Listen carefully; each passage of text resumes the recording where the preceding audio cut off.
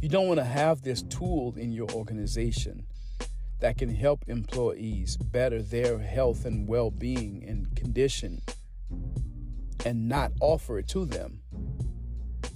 And once they find out that you had this tool, how much resentment that can build in them, and then start them the process of, all over again, right?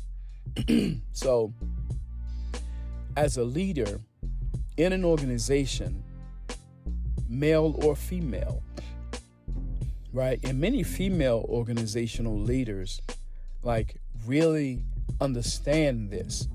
Many of them are mothers, caretakers of their parents. They understand this whole burnout situation. You really have to consider, right, that you have some female leaders who go to work.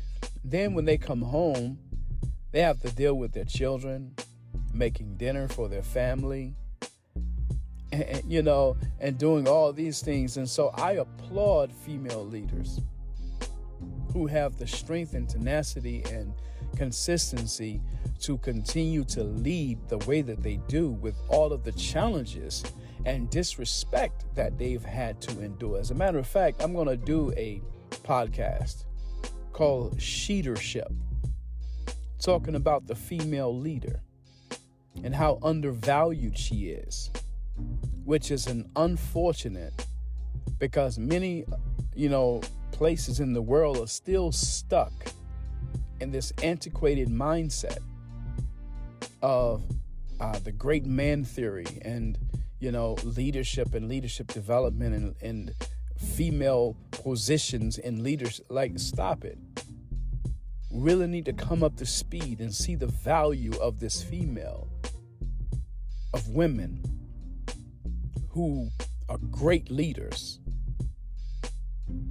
And so, again, but female leaders understand this concept of burnout more than anyone else. Pardon me. Because of all of the day-to-day things that they have to endure, right? And so make sure that as a leader, you offer the tools to your employees to help them, because guess what? If you have a healthy employee, if you have a strong employee, and an employee that believes in the organization, that believes in them, I guarantee you'll get more work out of them. Now, I remember hearing a conversation between a CEO and a CHRO, and they were talking about, the chief human resource officer said, well, what if we train them? What if we treat them right and they decide to leave? The CEO says, what if we don't and they decide to stay? See, so you got to look at what's worth more investing in, right?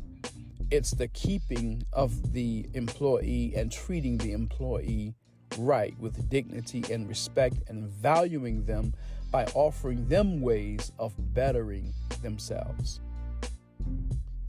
So burnout is a condition that can be filed as an insurance, claim.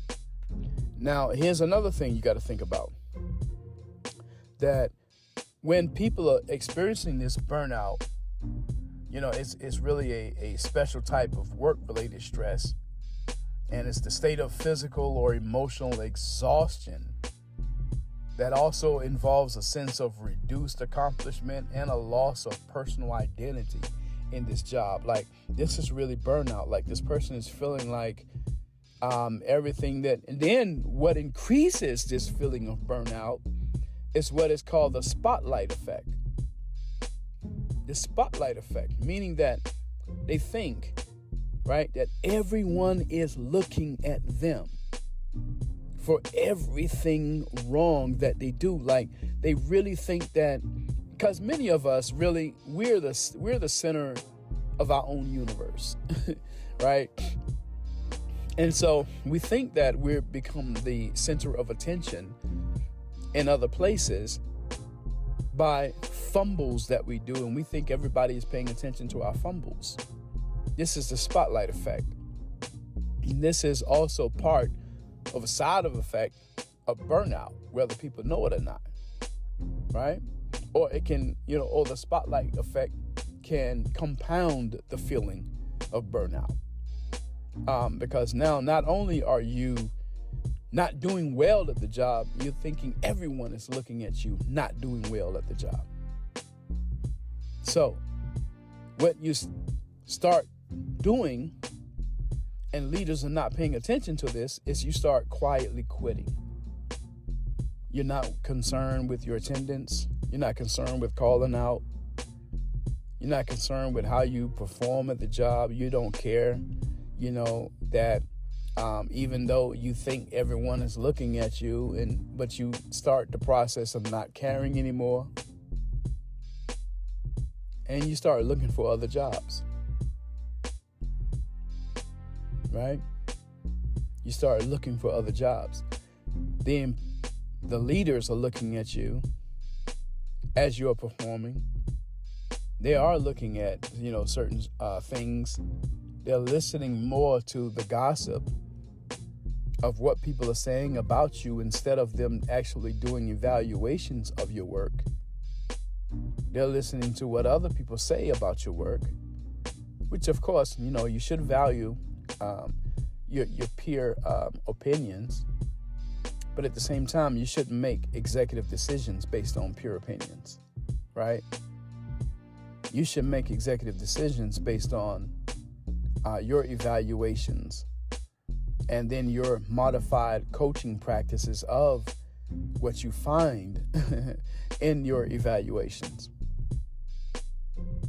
And you should be able to help your employees navigate through this burnout and this feeling of quietly quitting.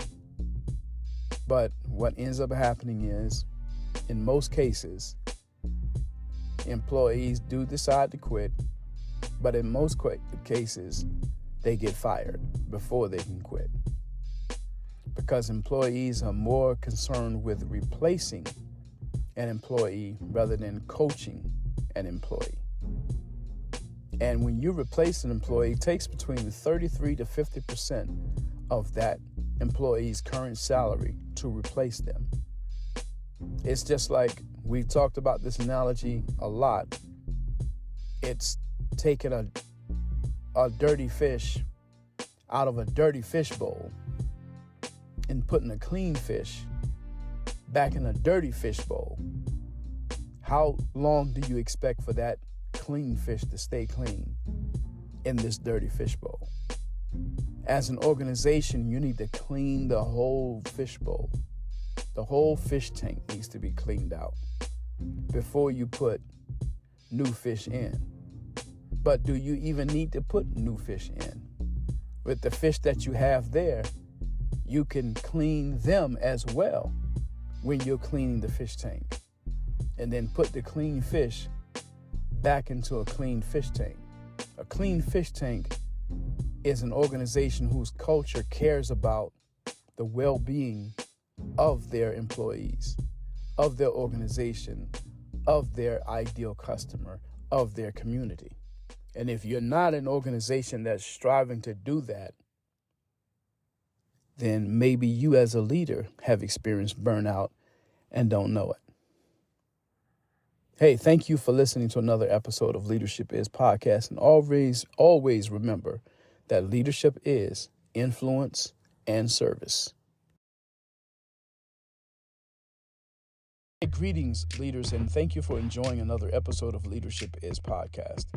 Listen, what we would like for you to do is, if you could subscribe to this podcast and leave a review about the podcast on Apple Podcasts or even on Spotify. And if you are learning anything or have any suggestions for a future podcast, please do not hesitate to reach out at thejasonAmuhammad@gmail.com, or you can leave it in the comment section in the podcast itself on Spotify or Apple Podcasts.